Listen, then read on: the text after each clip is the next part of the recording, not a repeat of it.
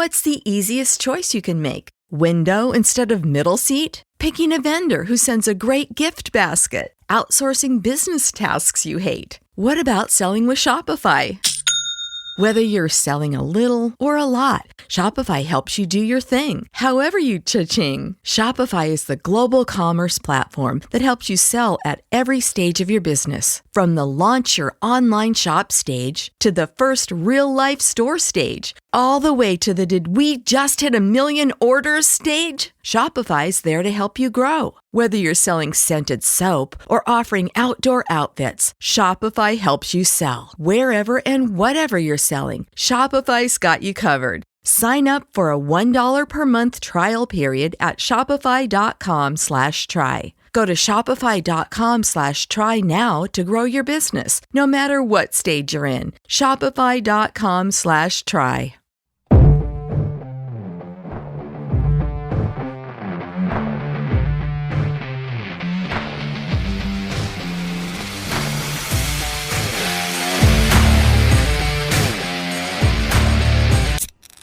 Pop!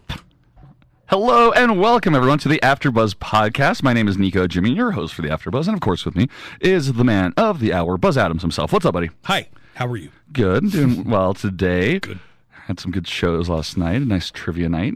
Met some. Do you recall any of the trivia questions? Yeah, I gave you 5 of them yesterday that you couldn't answer like 3 of them. I got 3 right and 2 wrong. And then I got the other one wrong. I couldn't think of palindrome. Yeah, right? Yeah. I had to say one of the Monty Python members' last names. Right. I'm like, Cleesophobia. Idlemania.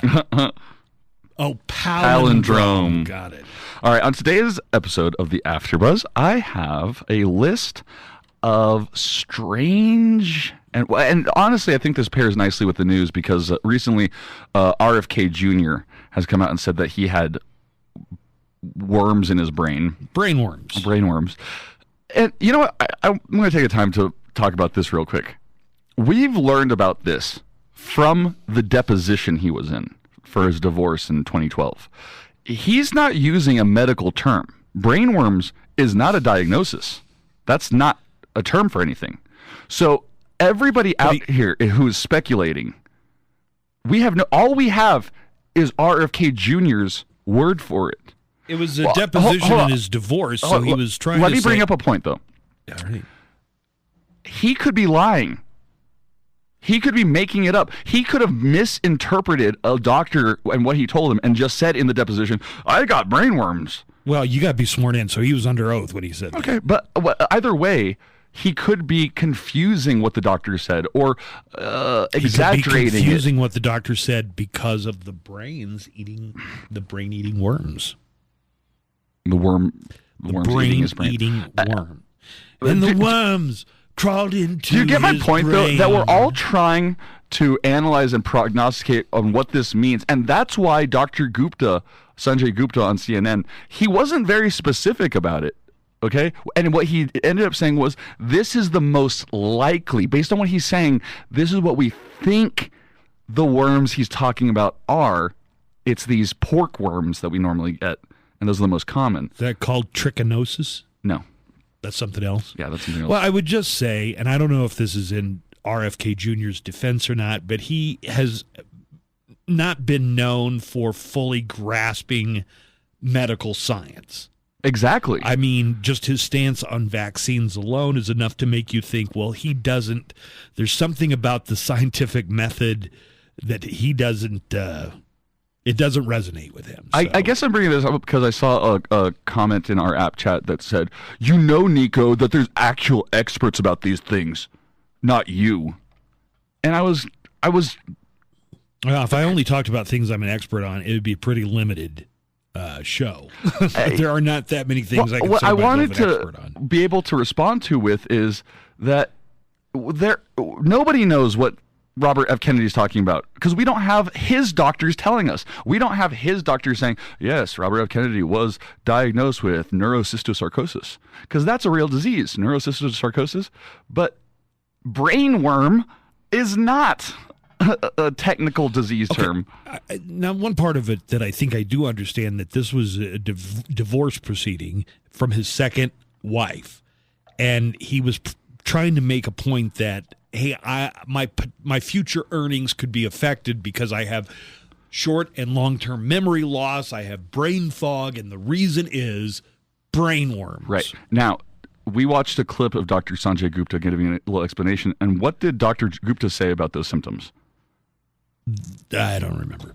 That it doesn't line up. Mm-hmm. That you don't see brain fog or cognitive decrease in function on the porkworm one. You see seizures and other stuff. That's the most common. And even that one is super rare, except in third world countries. There is no one worm that gets into the brain and just starts munching around like it's in an apple and it's creating a hole through the core. I think that's what everybody's thinking, right? Yeah, that's kind of how like your brain is Swiss cheese. And that's Isn't not that it. how they describe like mad cow disease in humans? Yes, absolutely. Like having a brain made of Swiss cheese. But that's something something else, and that's from prions. And then that causes a little bit of it. It's a misfolding in proteins. Anyways, my point is... he says, though, that he consulted a top neurologist who suggested the problem was caused by, quote, a worm that got into my brain and ate a portion of it and then died. So maybe... Doesn't that just sound weird on the face of it? On the face of it. Let's take the face of it. Let's not try and get into any... Let me go up to you, Buzz, and if I said to you... If I had said that to you, you would go, "You sound stupid, Nico." No, I would say explains a lot. Same thing I'd say about Robert F. Kennedy Jr. No, but I mean, honestly, if I said to you, "Buzz, the doctor said I had a worm in my brain, and they said it ate a part of it," you'd go, "Come on, give me your skeptical voice, the one that you always give me for everything." Yeah, that kind of thing. When you look askance at me, and you go, "This is my askance look," and you go, "Really? A worm ate your brain and died in it." This doctor was a doctor of what? Right.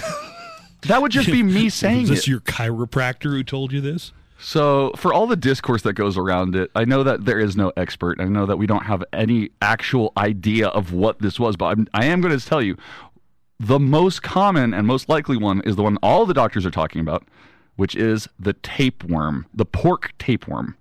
Okay. And that's what ends up in being neurocystosarcosis. Question. Mm-hmm. I've always heard, and I don't know, that you could get tapeworm in a pill form and people would take it to try and lose weight. It's a different kind of, well, it might be the same. There's different types of tapeworms. Like you intentionally get the tapeworm and the tapeworm helps you lose weight? Yeah, well, and it's not very safe. But how much does a worm eat, though? Oh, a lot. Is that the idea that the worm is going to eat? Yeah, it gets stuck in your intestine, and whatever you eat, it would just eat on its way out. A worm ain't going to eat as much as I do, though. It also makes you incredibly sick. I'd need a couple thousand of them. No, one worm. Do you know how big the worms get? Do they get real long, or do they get thick? It doesn't matter. Well, I guess to some girls it does. No, it doesn't. It can fill out your bowel pretty much, and it gets super long, and its whole body is absorbing. It doesn't really use its mouth necessarily. Yeah, gross. I'm just kind of grossed out thinking about that. What's the kind that goes through your foot, like people used to get? Ringworm? Ringworm. Yeah. But do you see, now that we're talking about it, doesn't it even sound like, there are kinds of different worms out there. What the fuck was RFK talking about exactly? Like, I would want him to explain it a little bit more. It seems like they're kind of trying to play it off. So we got a comment from RFK Jr.'s people who say that he probably contracted the parasite during one of his environmental trips to Africa or South America or Asia. And RFK tweeted himself, quote, "I offer to eat 5 more brainworms and still beat President Trump and President Biden in a debate." But I think talking about this in a joking way even is bad idea.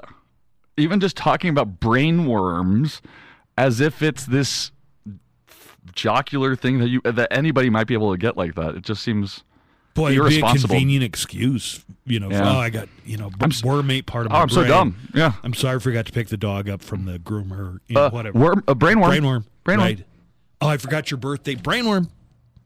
And then you run for president and you find out that mental acuity is not a qualification. But it's a major issue. Apparently, it's already a major issue for the other two candidates as well. Yeah, for the other two candidates, and then look, nobody thinks RFK is going to win. It's not even sure he's going to get on the ballot in especially Texas. But it could have an effect on the election. I just wonder what effect this would have for people who support Robert Kennedy. Does it worry you that he said that he had brain fog and memory loss because of brain worms? I have a feeling if you were on the RFK Jr. bandwagon to begin with, that you're not going to get shaken off by something like this. You're probably not going to be shaken. Right. Probably anything having to do with science, especially medical science, is probably not your top priority. Yeah. And I kind of took umbrage with whoever suggested that I was pontificating on something I had absolutely no idea about, when I do actually have some idea about it. And because you saw people in the ER with worms in their brain. Okay, so here's the thing. It's not even that common it's the most common type of brain worm, if you will, even though it's the larva that ended up there. And it's not even that common. It's only common in third world country areas, which is why we see it on the border between El Paso and Mexico. And I got to see a case of it in the ER at Thomason, when it was Thomason, changed to UMC. And I told my girlfriend about it, who was in medical school at Brown Medical School. And she was like, "Get the fuck out of here. You actually saw that? Like an actual patient with it." Like, did you see it in an x-ray or something? Well, I saw her, first of all, and then I saw the CT scan. One of the doctors whispered to me from the doctor's lounge, hey, get in here. Get in here. Come here. Look at this. And it was these spots all over a brain. But the circles, CT scan. In the CT scan. Circles, like perfect circles. And I thought, oh my God, does that woman have like tons of tumors in her head or something, or brain cancer? And he was like, nah, those are worms.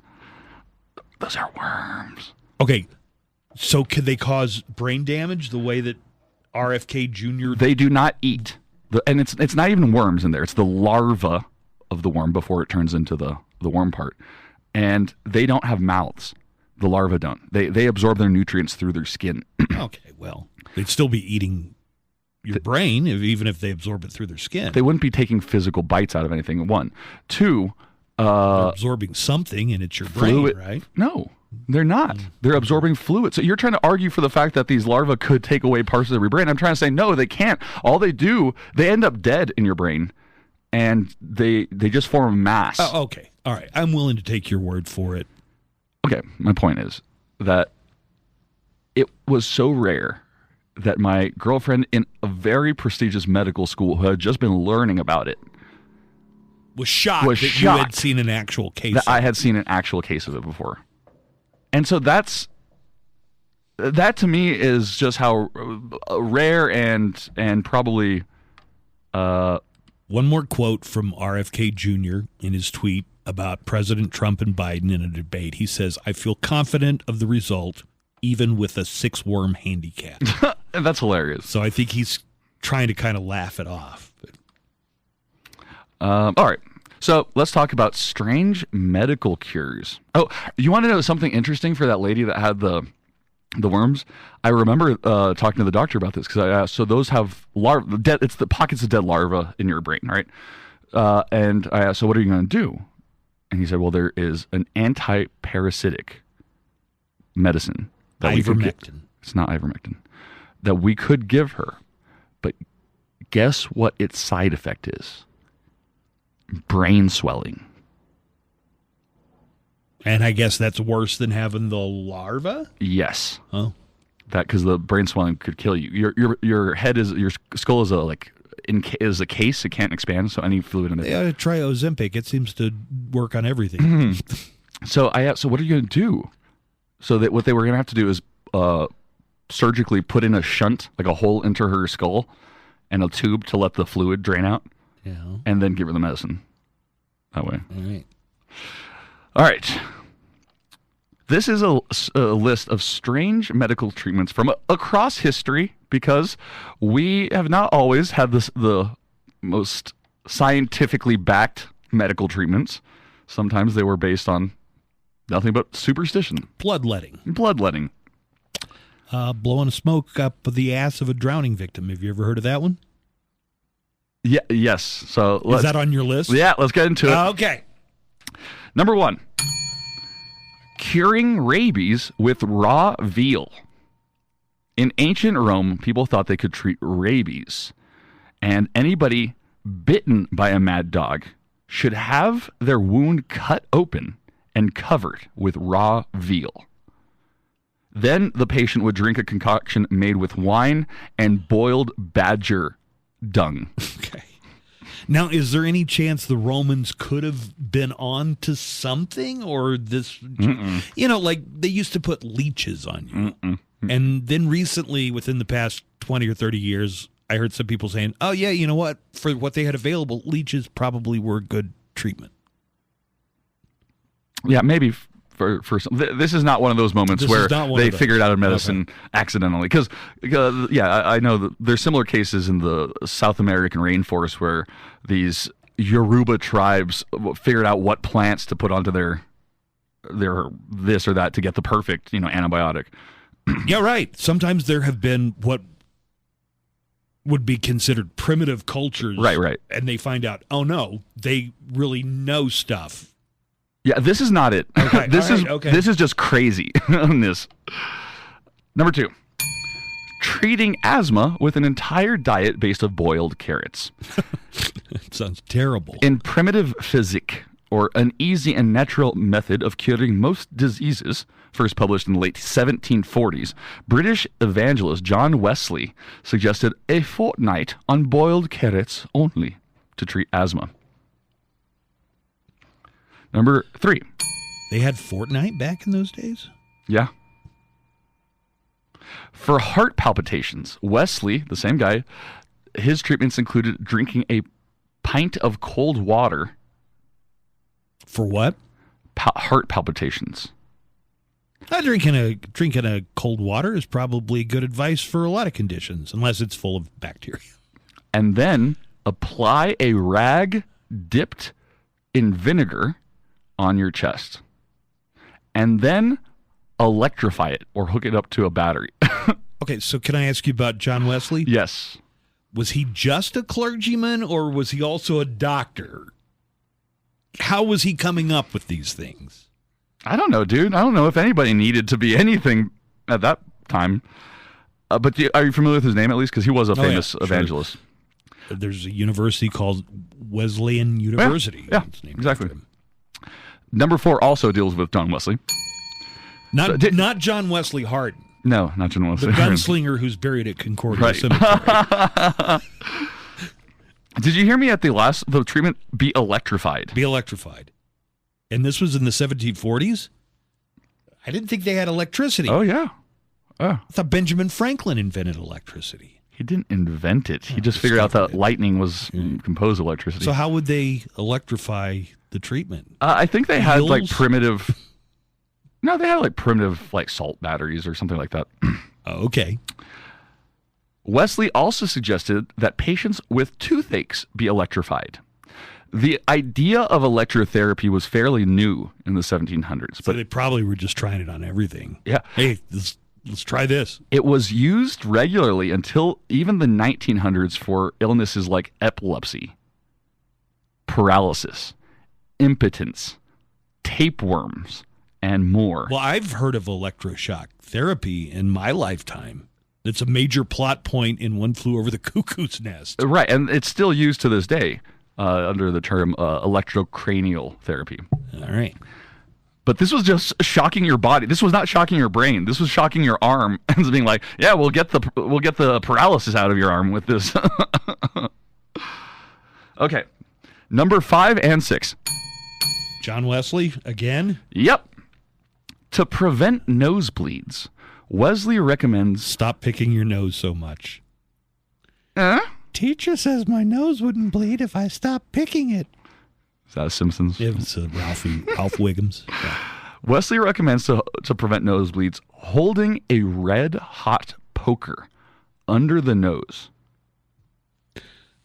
I'm starting to think this Wesley guy didn't know what he was talking about. Or steep a linen rag in sharp vinegar, then burn the rag, and then blow it up your nose using a quill. Like a writing in like a feather? Yeah, I guess like they use that to put powder in your nose or something. In Wesley's day, someone with nosebleeds might also get blood removed from another part of their body. Bloodletting has been around forever. You got to balance the humors, you know? Yes. That was the... Can you name all 4 humors? Ichor. Bile. I'll go blood. All right. Do I got 3 of them? You got 2. And only 1 I and think a half. You have 1.5. What, bile doesn't count? Or ichor? Ichor doesn't count. And bile, it's actually 2 different types of bile. I don't know. Black bile. And I want to say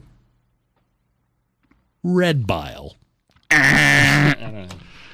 Black bile, yellow bile, phlegm, and blood. I don't know if ichor is phlegm, but... I think ichor refers to blood, maybe. But I am not the person with the medical background here. That's you. Never heard of ichor before. All right, we're moving on from John Wesley. Number 7. They would treat malaria with... Ichor, ICHOR, is a thin, watery or blood-tinged discharge. Or an ethereal fluid taking the place of blood in the veins of Greek gods. Okay. Number 7. Treating malaria with a magic word. Expelliarmus. Malaria? Yes. This is one of my favorite things I just learned about. So a Roman physician in the 3rd century, so around the 200s, suggested using a magical charm to treat malaria. Do you have the name of the physician? I don't actually. But I do have a name for the magic word. Patients were told to write the word abracadabra. No. Come on, it can't be abracadabra. Where do you think the word abracadabra came from? Abracadabra. I know where hocus pocus came from. Not the question. But I couldn't tell you abracadabra. This is where it came from. Oh. This is where the term... So you write the word abracadabra. Over and over on a piece of paper with 1 letter less on each line. Now, can you look it up for me real quick? Just Google abracadabra and then go to the wiki page. Abracadabra. Because it's going to have a Yep, the song by Steve Miller Band keeps coming up. It's going to have a picture that's going to help you understand it more. I'm gonna reach out and grab you.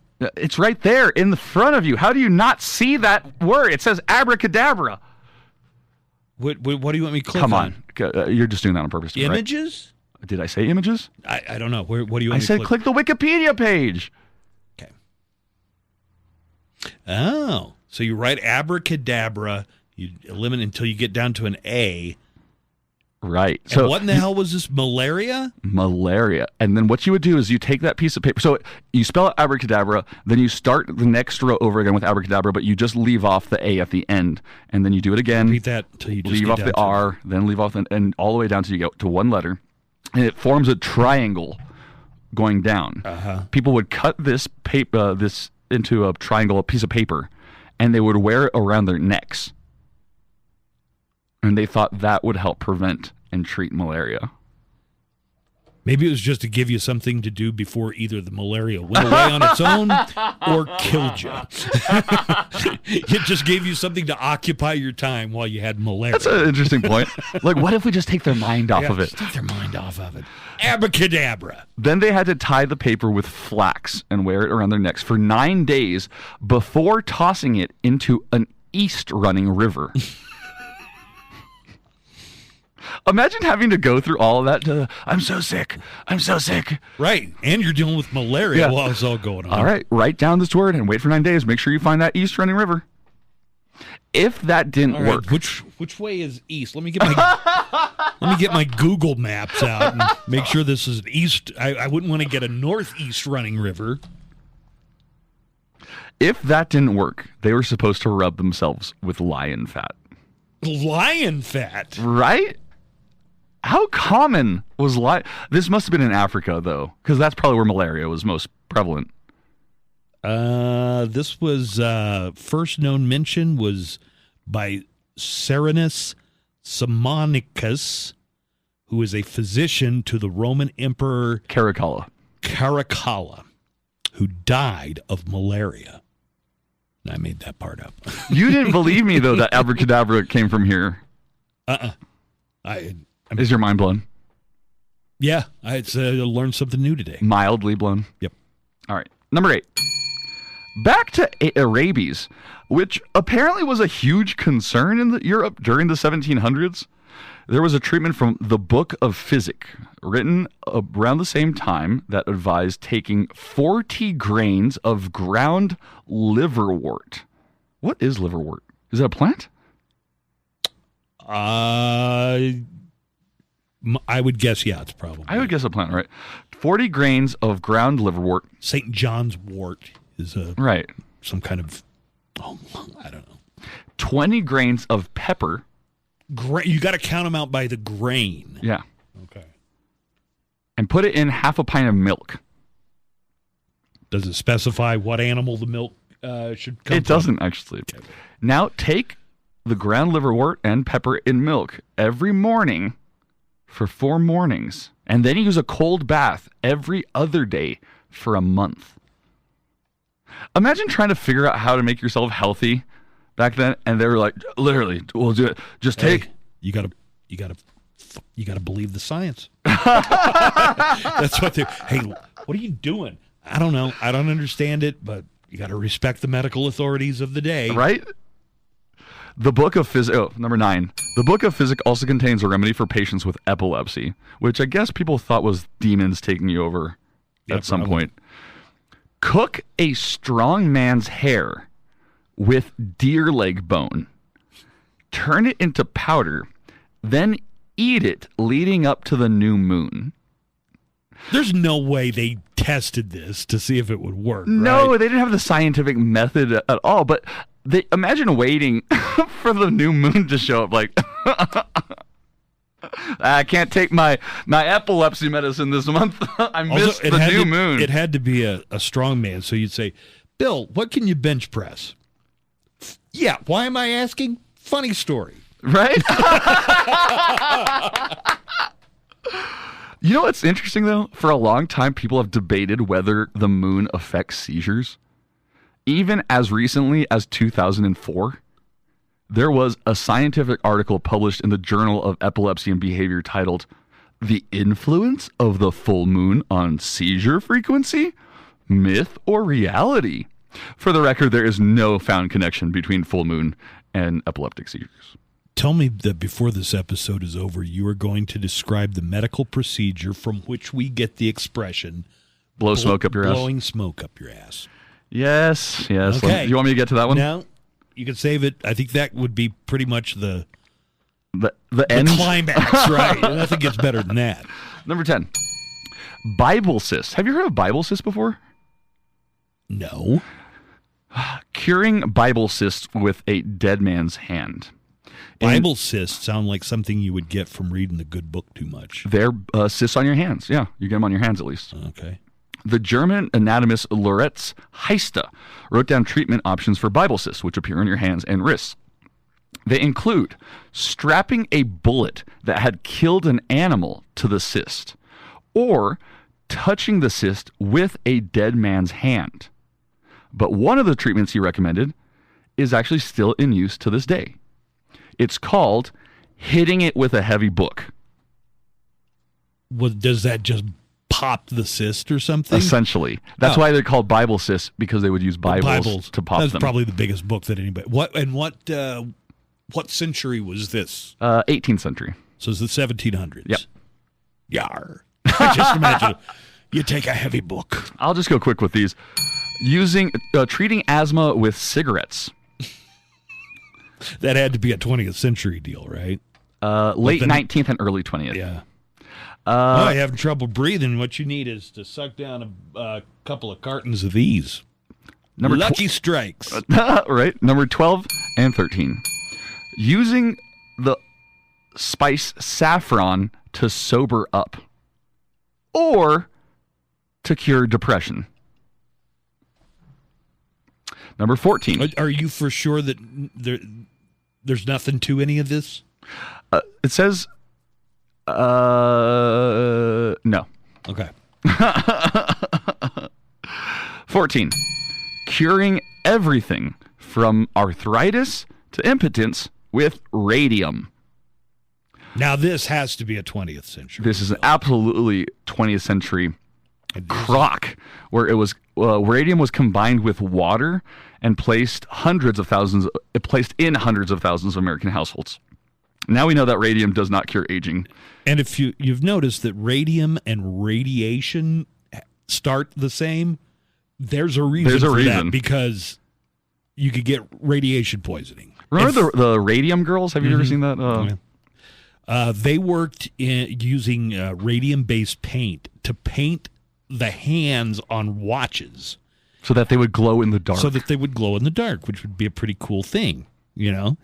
Except it wasn't known that it was harmful, and these girls would often decorate their teeth or their face with it, or lips. Use it as lipstick. You know, they had access to this stuff, and it was pretty cool. And then their noses and face started falling off. And my great grandmother was a radium girl. Was a radiology assistant in the 1920s.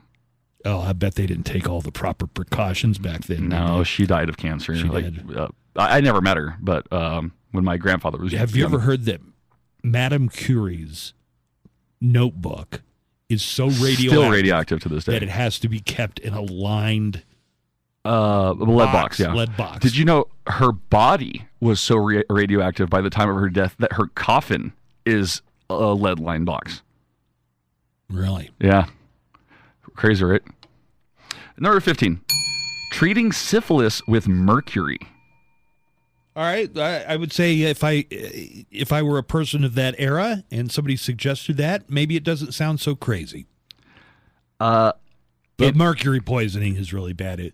Well, mercury was used for treating all kinds of things back then, and in fact, lead and mercury especially. Lead and mercury. Lewis and Clark, the expedition with Sacagawea, consumed so many pills containing mercury chloride that historians and archaeologists can find the places where they camped, just based on the mercury contents of the area. Lewis and Clark have some raging cases of the Sif? Some deuces or some Sifs, yeah. Number 16. Treating hay fever with cocaine.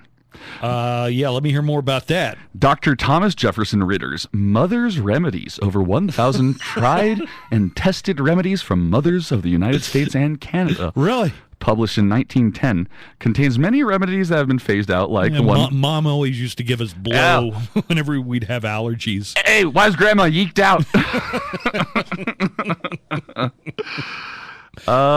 Cocaine was prescribed for everything from indigestion, fatigue, eye pain, and hemorrhoids. It probably would open your passages when you think about it. Maybe a little. I don't know. I mean, it might alleviate the symptoms at least. Number 17. Using chloroform to treat asthma. Knock yourself out, wouldn't you? Yeah. Hold it up to your face. You know that in movies when you put you put a rag and it knocks somebody out? It wouldn't do that. It would take 5 minutes. It would take much, much longer than if you've ever seen that in a TV show. Yeah, it looks like it happens immediately. In the media, yeah. I mean, in TV and movies. Nope. If you had a rag soaked in chloroform, for example, it would take minutes, not seconds, to work. All right. I don't have the blowing smoke up the butt on this one. Well, I can give you the basics. lot of drowning victims in the Thames River in London in the 16 and 1700s. And the tobacco smoke enema. Yeah. So they would keep, what's it called? A bellow. Yes. A bellows. You know, the thing that you compress and it blows air out. They would keep those at different stations along the side of the Thames River.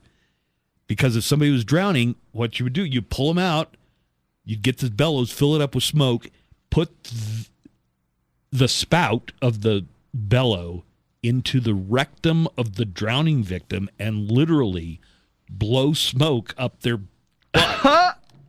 Right? Am I getting it right? You are. Although and people of the day said that it worked, or in some cases would revive a drowning victim.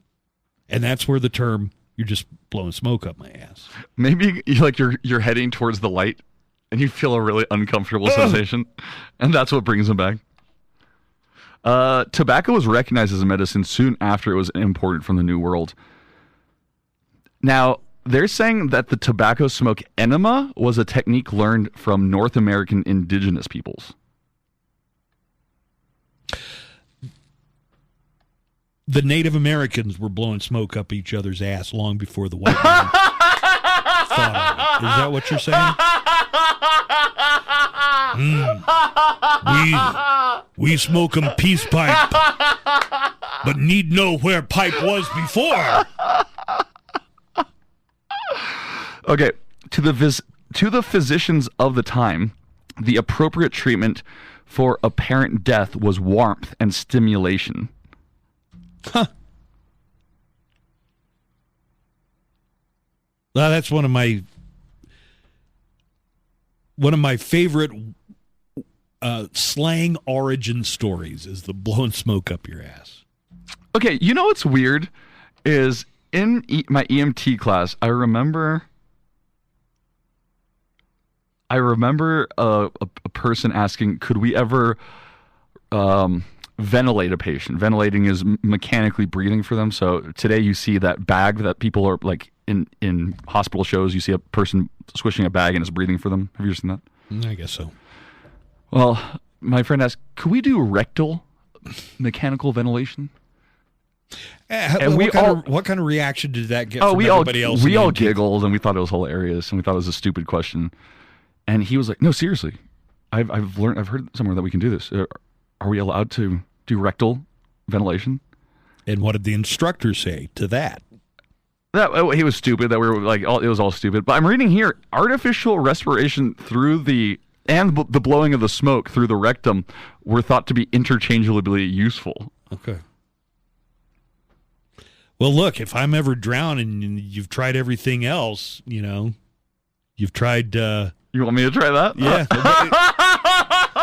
I bet you do. If I'm going to die, it doesn't hurt trying every option, right? In the 1780s, the Royal Humane Society installed resuscitation kits all along the Thames River. I said that. Did you say they had kits? That they had stations where they had the bellows and the I didn't hear that you said smoke. Yeah, no, I said they had them regularly it. stationed along the River Thames to resuscitate drowning victims by literally blowing smoke up their ass. What they would say instead of blowing smoke up your ass, at the time they would call them tobacco gleisters. Mm-hmm. I guess a gleister is another word for enema. Here's a gleister in your keister. Here's a little rhyme to help you remember. Tobacco gleister, breath and bleed. Keep warm and rub till you succeed. And spare no pains for what you do. May one day be repaid to you. More medical instruction should really be in iambic pentameter. Yeah, in iambic pentameter. Maybe some rhyming couplets. In the Asian culture, put it in haiku form. Whatever it takes to remember, right? Yeah. All right. I think that's going to do it for today's episode of the After Buzz. Thanks for listening. Don't forget to check us out every Tuesday and Thursdays, and listen to the Buzz Adams Morning Show Mondays through Fridays, 6 to 10 a.m. Mountain Standard Time on 95.5 KLAQ. Talk to y'all next time.